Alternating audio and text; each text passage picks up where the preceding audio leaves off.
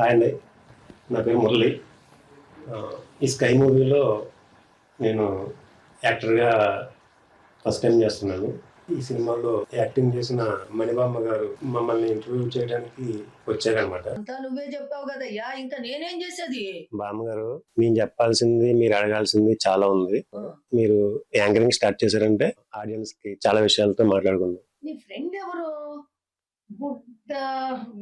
బుడ్డా జాఫర్. వాడు ఉండాలే, వాడు రాలేదేంటి?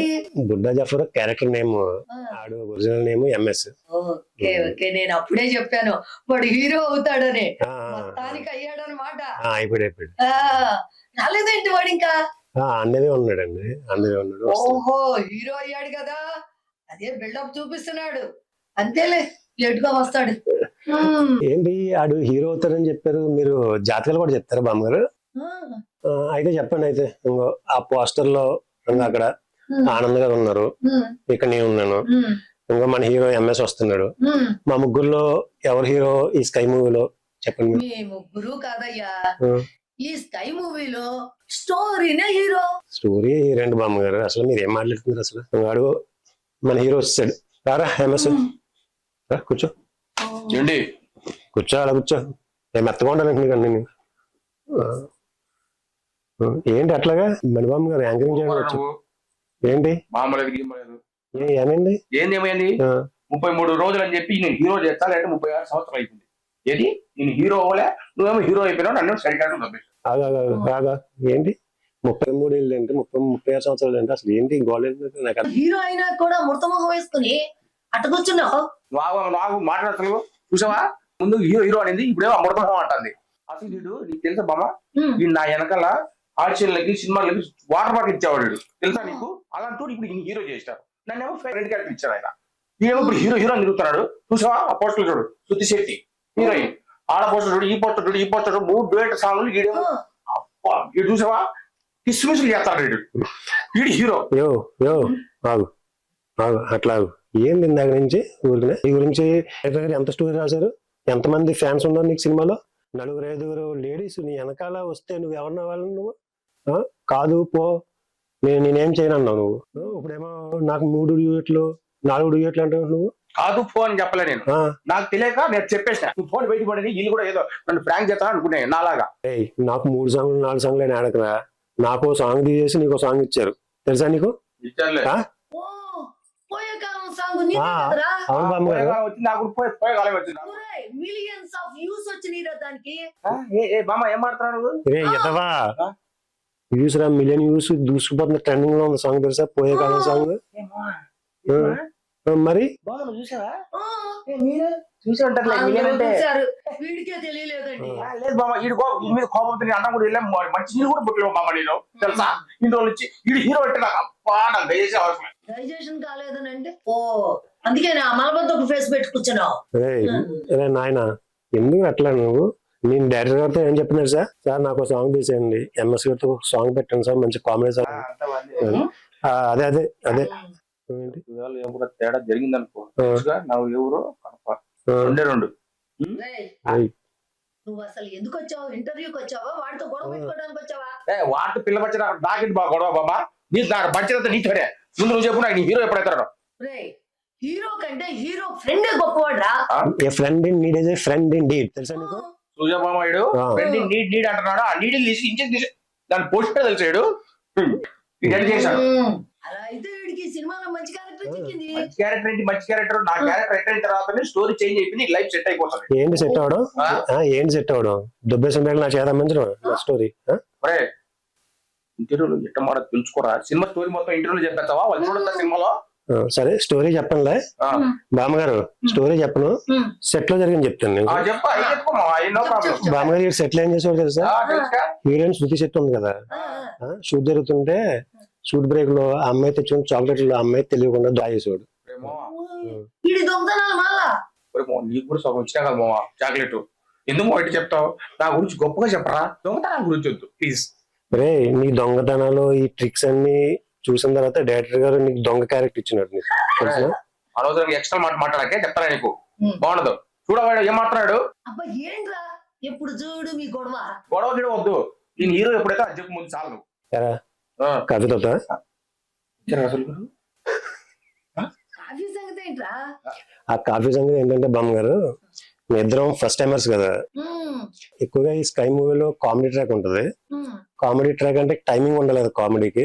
ఉమ్. మేము ఎప్పుడన్నా షఫల్ అవుతున్నప్పుడు రసూల్ సార్ కాఫీ తాగుతావా? కాఫీ తాగుతావా, ఓ, జ్యూస్ తాగుతావా అని మా ఇద్దరిని ఆట పట్టించారు అనమాట. దాంతో ఇంకా మీ ఇద్దరం ఆ ట్రాక్ అయిపోయేవాళ్ళం. స్టడీ అయిపోయేవాళ్ళు అనమాట. ఓహో, అంటే ఈ సినిమాలో కామెడీ ఎక్కువగా ఉంటుందన్నమాట. స్కై మొత్తం కామెడీ ఎంటర్టైనర్ మొత్తం. ఆహా. అదిగో చూసారా, అందుకనే స్కై మూవీ అందరూ చూడాలి.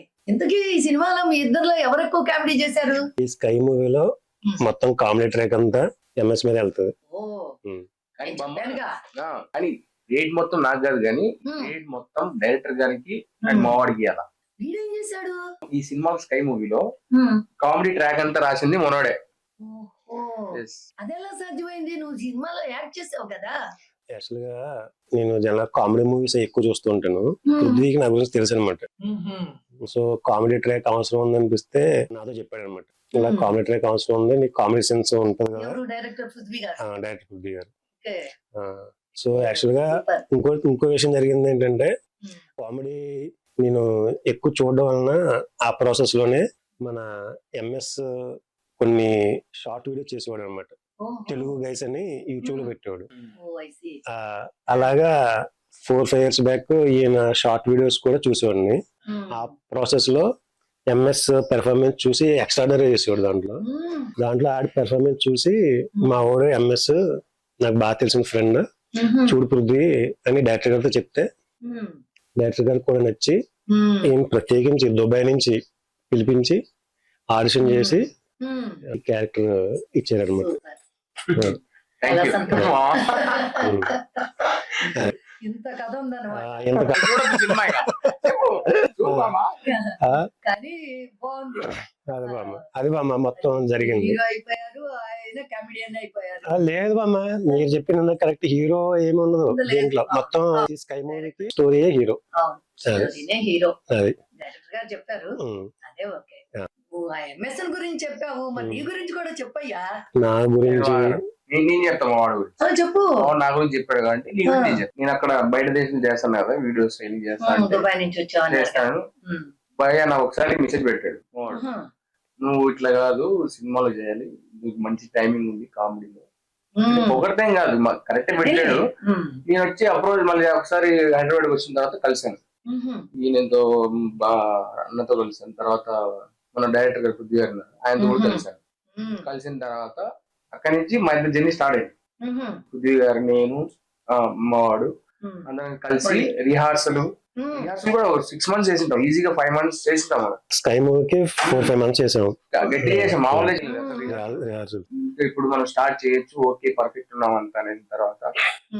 కానీ సినిమాలో బామ్మ ఎక్కువ సపోర్ట్ చేసింది అయితే మావాడే చెప్పచ్చు. ఎందుకంటే నాకు ఫుల్ సపోర్ట్ చేసింది కూడా మావాడే. లేదు ఇట్లా ఉండకూడదు, సినిమాలో చేయి, నువ్వు చాలా మంచి చెప్తున్నాడు. నేను అంటే సరే సరే అంటే అప్పుడు ఫస్ట్ యూట్యూబ్ చేస్తున్నా కదా, అంతగా ఓకే ఓకే చేద్దాం అనే టైప్ లో ఉన్నాను. కానీ ఒకసారి వచ్చి ఫుల్ కాన్ఫిడెంట్ గా చెప్పిన తర్వాత నువ్వు చేయొచ్చు, లేదు ఏం కాదని చెప్పిన తర్వాత స్టార్ట్ చేసాం. రిహార్సల్ అయిపోయినాయి, షూటింగ్ కూడా. కాకపోతే బామ్మ, వీడికి నేను సపోర్ట్ చేసి వెనకాల రావటం వల్లనే, ఆ ఫేవర్ వల్లనే నాకు హీరోగా అవకాశం వచ్చింది. అంతే కదా. ఎందుకంటే వెనకాల వెళ్ళి కొన్ని కామెడీ సీన్స్ రాశాను. ఆ ప్రాసెస్ లో నన్ను సెలెక్ట్ చేసుకున్నారు. అంటే వీడికి హెల్ప్ చేశాను, నాకు డైరెక్టర్ పృథ్వీ గారు హెల్ప్ చేశారు. అంటే ఈయన చాలా మంచి పర్సన్. ఏదో పొగుడతాను కదా, సీరియస్ గా సెట్ లో కూడా రెస్పాన్సిబిలిటీగా ఉంటాడు ఆయన. సెట్ లో కానీ ఇంకా ఏమైనా కొద్దిగా తగ్గిపోయినట్లే అలా చేయండి అని చెప్పి ఉంటుంది. తర్వాత రసూల్ సార్ ఆయన పెద్ద డిఓపి కదా. స్టార్టింగ్ డే వచ్చినప్పుడు ఫస్ట్ షార్ట్ అది ఒక స్టెప్స్ మీద చేసాం మేము. చేసిన వెంటనే ఆయనకు అంటే ఓకే చేయగలుగుతాడు అనేసి ఆయన కూడా బాగా వచ్చింది. పోతా మా జర్నీ అసలు డిఫరెంట్.